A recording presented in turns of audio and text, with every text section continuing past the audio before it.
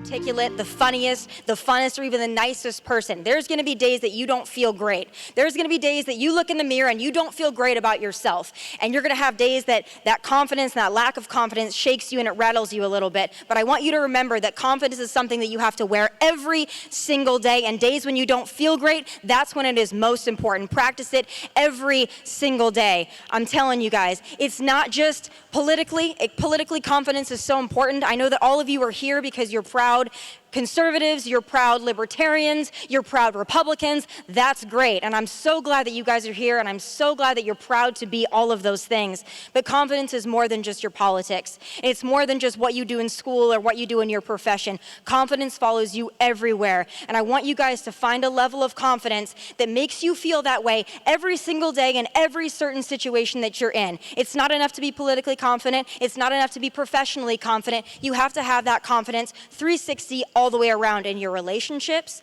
how you feel about yourself when you're at work, when you're with your friends, when you're at school, when you're walking through the airport, when you're walking through a convention center. You have to have that confidence with you all the time. And I want you guys to master it, because once you do that, nothing will shake you and nothing will rattle you. I promise you that. But part of confidence, and when I get a chance to talk to all the young women, I like to give them tips and tools that I use that have really helped me in my career, because this is a nasty one.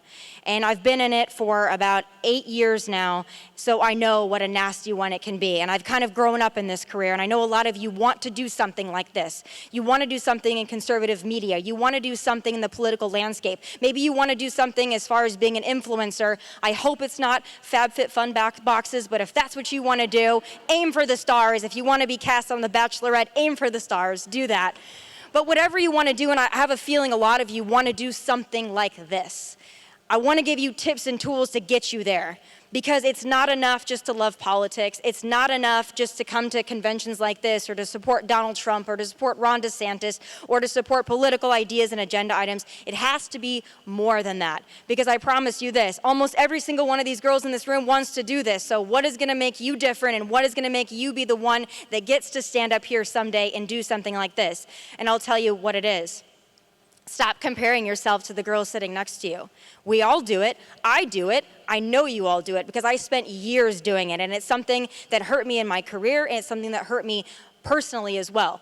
I know what it's like to be a girl and to walk into a room and look around and wonder if you're the prettiest one there, or the smartest one there, or the funniest one there, and you look around and you compare yourself. Comparison is the enemy of happiness. Don't do it. Never do it.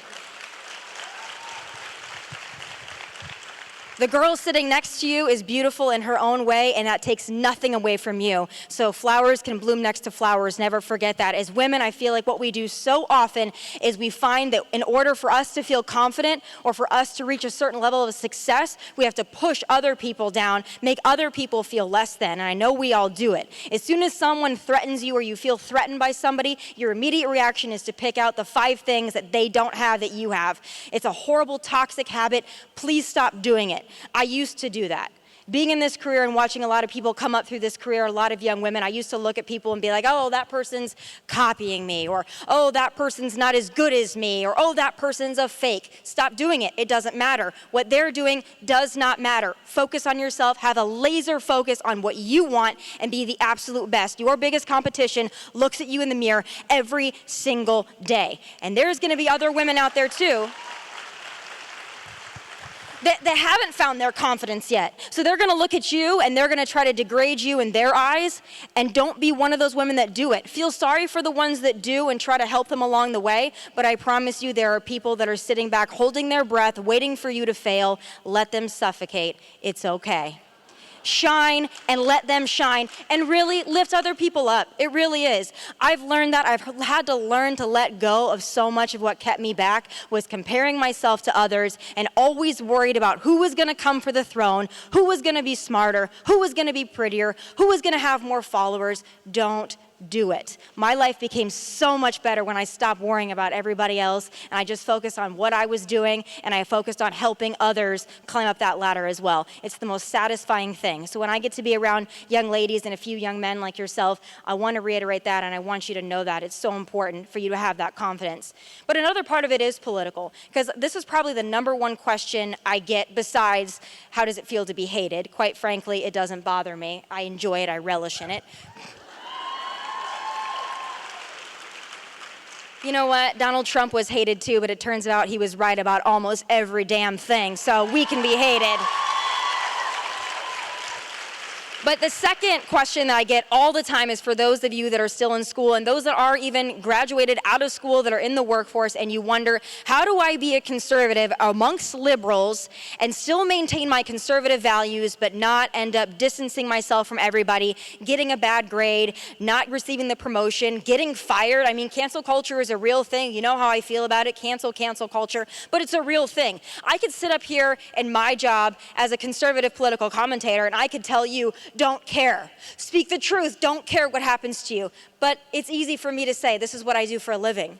This is what I do for a living. I got the opportunity to be doing this. I'm so blessed to do it. Not all of you are in that position. Some of you could take real hits for being a conservative. Some of you can take real knocks on your grades, on your professions, in your peer groups, and your families, and those mean a lot to you. So for me to just sit here and tell you, do it anyway, get the bad grade, don't get the promotion, get fired, that's easy for me to say. I realize that that's not the world that we live in. That's not the real world. So I'm going to give you practical tips to actually help you on that without just sitting here lecturing you on something that is much easier for me than it is for a lot of you.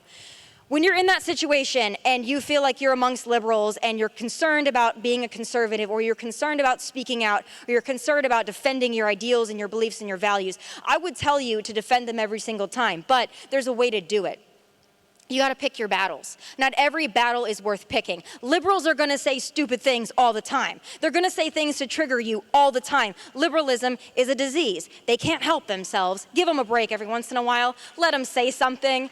Sometimes we're around liberals. You'll see somebody wearing like a Black Lives Matter t-shirt, or you'll see someone wearing a mask in the car or walking down the street by themselves. And you just got to feel badly for those people. But it's not always worth the argument. Even when you're in school, it's not always worth the argument. I promise you. Sometimes let some things slide. And that's why when something hits you to the very core, it strikes you to the bone, and you know something is wrong, you pick that battle. And you pick that battle, and you win that battle, and you don't stop. Because I promise you, if you pick the right ones and you nail your point home, people will respect you. Because you're not the person that takes issue with absolutely everything. I was one of those people too that I raised my hand far too many times. Everyone knew I was the conservative in the room, but guess what? That was 2014. Things are different now. Don't raise your hand over every single little thing. You're not going to be able to. I don't suggest you do it, but that one thing or that two thing or those three things that they say that drives you crazy, you know that they're lying, you know that they're indoctrinating the people around you, you know that they're not being truthful. You stand up for those things and you articulate yourself and you think about your point and you make it, and you do not apologize for it. Never apologize when you're right. Never apologize just because you offended people. It's okay to offend people because you're inspiring others and you don't even know you're doing it. I promise, because that's what I've done my whole career. So pick that battle.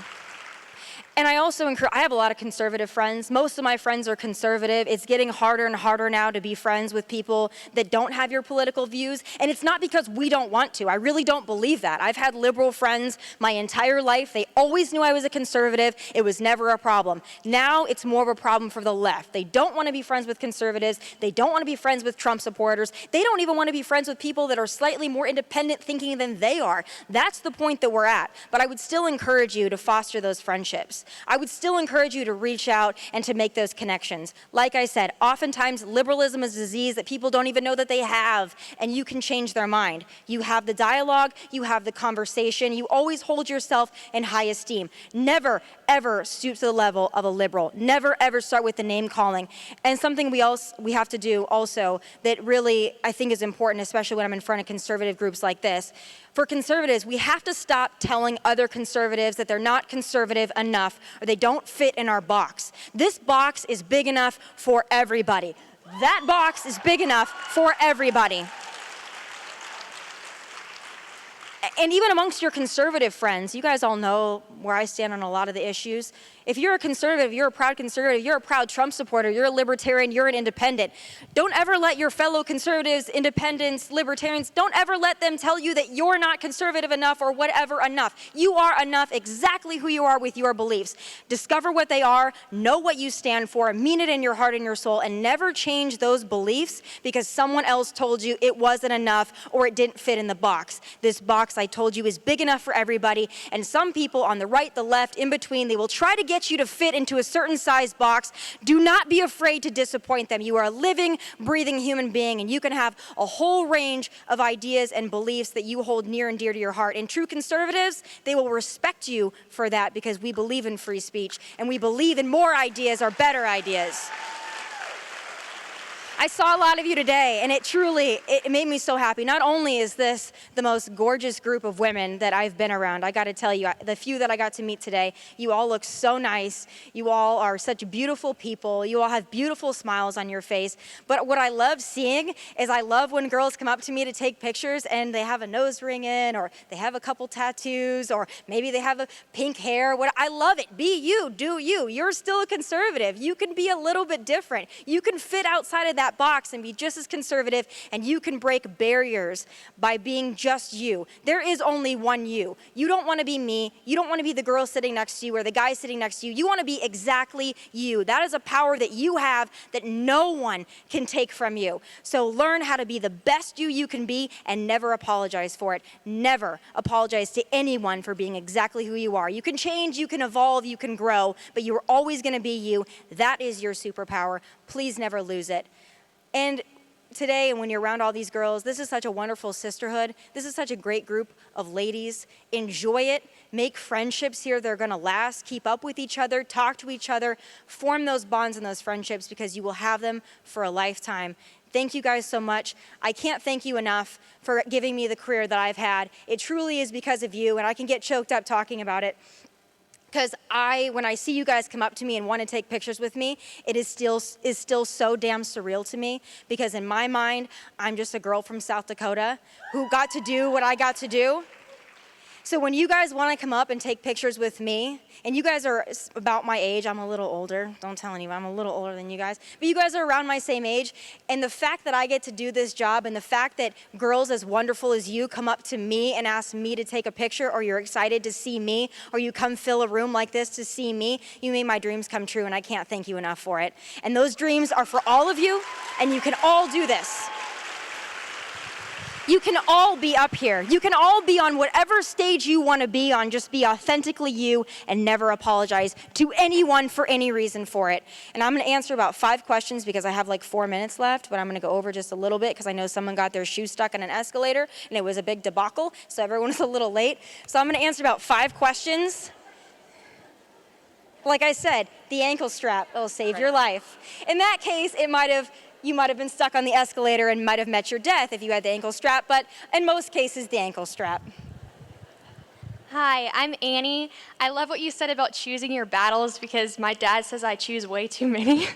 But so I had a question about what you think about standing up for the flag, because I have gotten into kind of like heated arguments with people at my school because a lot of them sit down during the flag.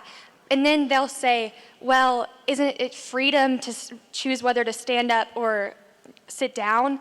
And I just am like, well, you're not respecting our veterans who fought for that freedom. So what would you respond with, I guess? I think everybody knows how I feel about standing for the flag. I mean, I'm someone that's going to do it every single time. But you know what? In some point, they are right to an extent. It is their right to sit down. But what you can do to be a change maker is you can explain to them exactly what you explained to me. This is why I stand.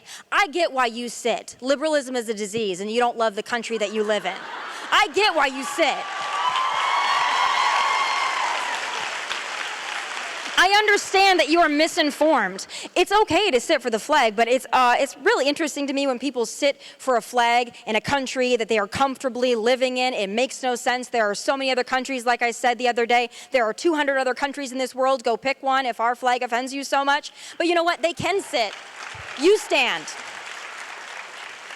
It's not about telling other people what to do because we're not the mob. It's about you yourself not caving to the mob. Let them do what they want to do. You do what you want to do and never be dissuaded from it, and it'll make a big difference, I promise.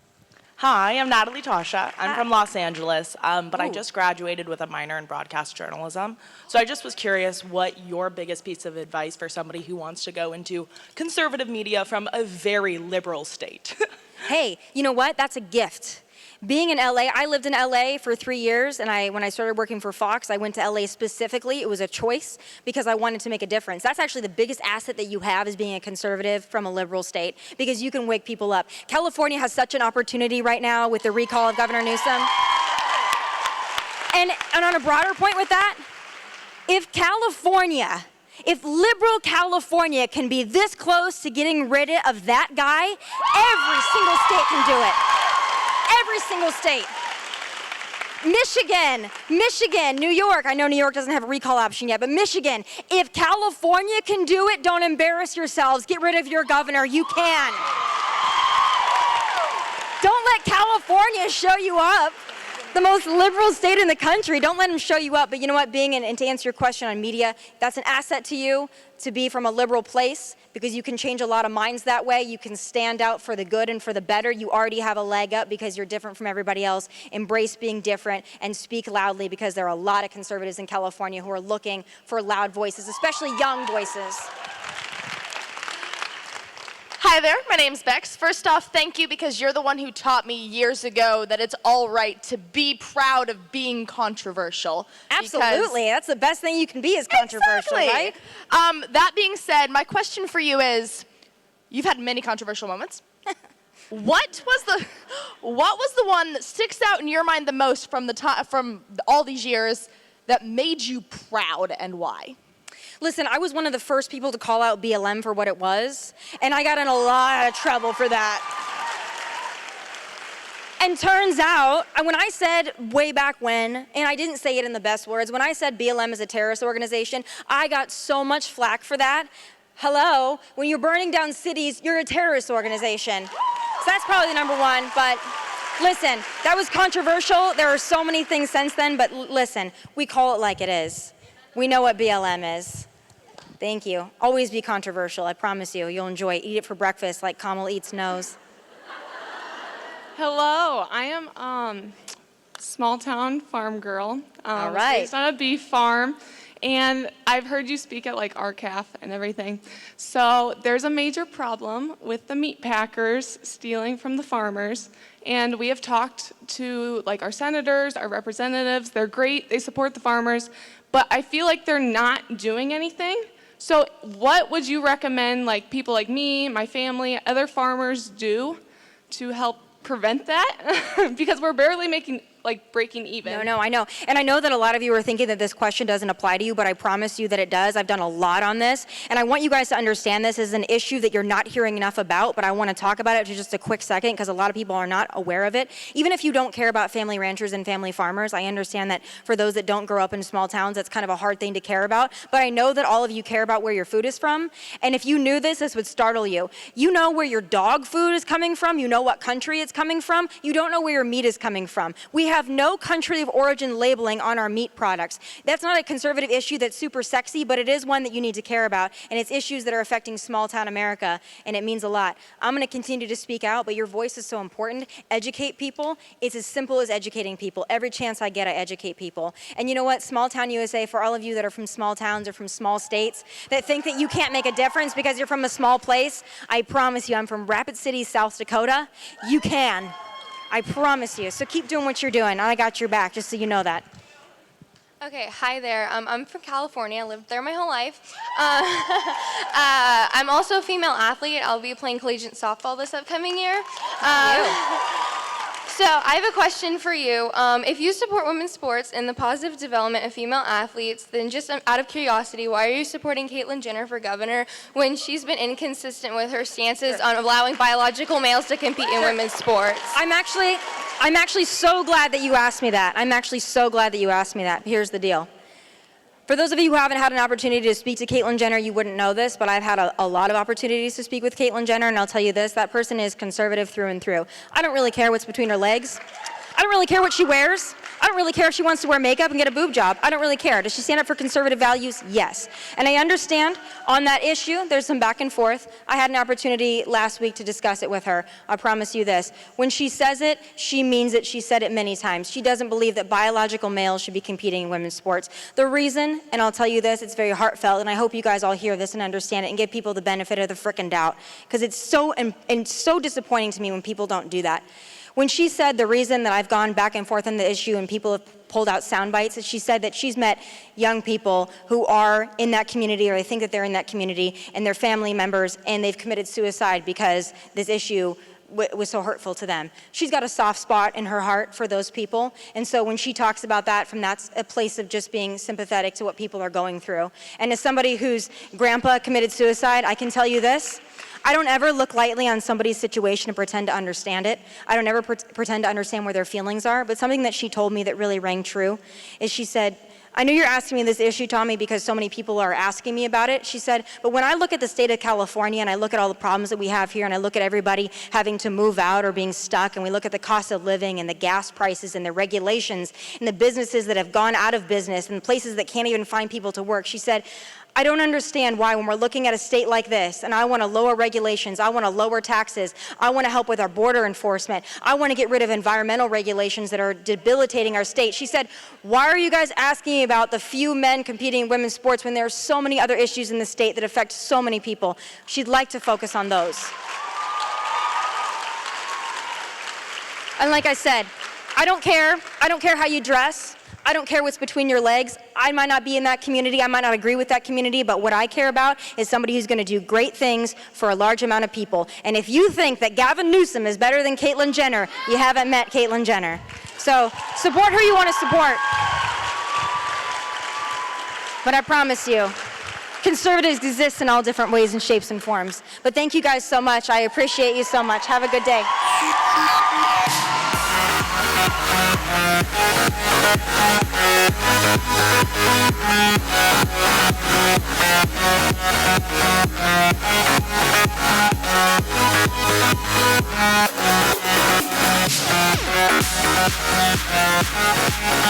back.